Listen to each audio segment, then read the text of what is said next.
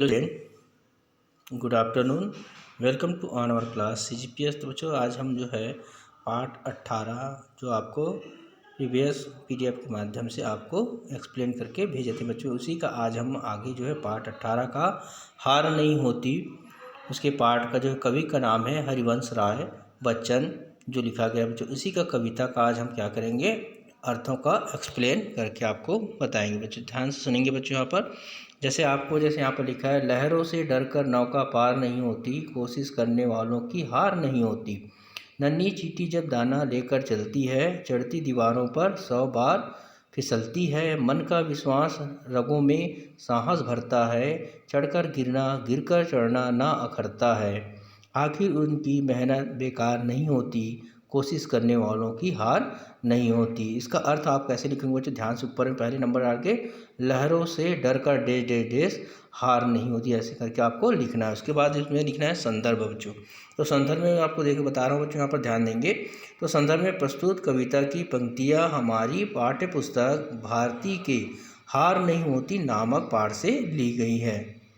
इसके रचयिता कवि श्री हरिवंश राय बच्चन जी है। ये संदर्भ आपको एक बार लिखना है, बार बार इसको लिखने की ज़रूरत नहीं है बच्चों, ठीक है। अब इसके बाद देखेंगे प्रसंग में बस बदलेगा बच्चों। यहाँ पर तो यहाँ पर लिखेंगे, प्रस्तुत पंक्तियों में कवि ने बताया है कि लगातार कोशिश करने वालों को सफलता अवश्य मिलती है। ये उसके पाठ का प्रसंग है बच्चों, है ना। अब उसके बाद उसका अर्थ लिखेंगे, है ना। ध्यान से सुनेंगे बच्चों। अर्थ क्या है, प्रस्तुत पंक्तियों में कवि कह रहे हैं कि जिस प्रकार लहरों से डर कर नौका को या नाव को किनारे नहीं पहुंचाया जा सकता, लहरों से जूझ कर ही नाव को किनारे पर लाया जा सकता है, उसी प्रकार लगातार कोशिश करने वालों की कभी हार नहीं होती, उन्हें सफलता मिलती ही है। जब छोटी सी चींटी दाना लेकर दीवारों पर चढ़ती है, तब वह बार बार फिसलती है, पर हर बार नए जोश के साथ, है ना, दीवार पर चढ़ती है। आखिर अंत में उसकी मेहनत जीत जाती है और दीवार पर चढ़ जाती है। उसी प्रकार कोशिश करने वालों को कभी ना कभी सफलता अवश्य मिलती है। इस प्रकार आप लिखेंगे बच्चों, ठीक है। दूसरा देखते हैं, इसका जो है आपको बताया गया है, डुबकियां सिंधु में गोताखोर लगाता है, जा जाकर खाली हाथ लौट कर आता है। मिलते ना सहज ही मोती गहरे पानी में, बढ़ता दुना उत्साह इसी हैरानी में। मुट्ठी उसकी खाली हर बार नहीं होती, कोशिश करने वालों की हार नहीं होती। आप जैसे बच्चों यहाँ पर दिया है संदर्भ प्रसंग एक साथ जो है पूर्वार्थ, मतलब उनके ही जैसा रहेगा, है ना। तो सिर्फ इसमें आपको क्या लिखना है, अर्थ बस लिखना है बच्चों। तो देखेंगे अर्थ में, इसी का अर्थ जो है, प्रस्तुत पंक्तियों में कवि कह रहे हैं कि सागर में गोताखोर बार बार डुबकियां लगाता है और खाली हाथ जो है वापस लौट आता है।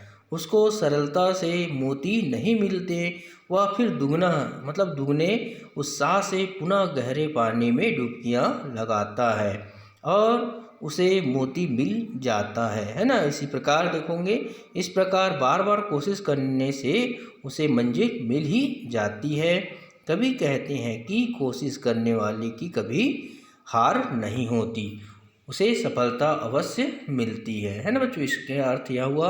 अब उसके बाद देखें, तीसरा जो है कविता बताया गया बच्चों यहाँ पर, असफलता एक चुनौती है स्वीकार करो, क्या कमी रह गई है देखो और सुधार करो। मतलब जो हम यहाँ पर असफलता किस कारण होना है, इनको सुधार कैसे करना है, इसके बारे में बताया गया है। जब तक ना सफल हो नींद चैन त्यागो तुम, संघर्षों का मैदान छोड़ मत भागो तुम, कुछ किए बिना ही जय जयकार नहीं होती, कोशिश करने वालों की हार नहीं होती। क्योंकि एक ही पाठ से संबंध है यहाँ पर बच्चों। तो संदर्भ में जो है क्या लिखना है, पूर्वार्ध जैसे था, लेकिन प्रसंग में जो है यहाँ पर बदल जाएगा यहाँ पर।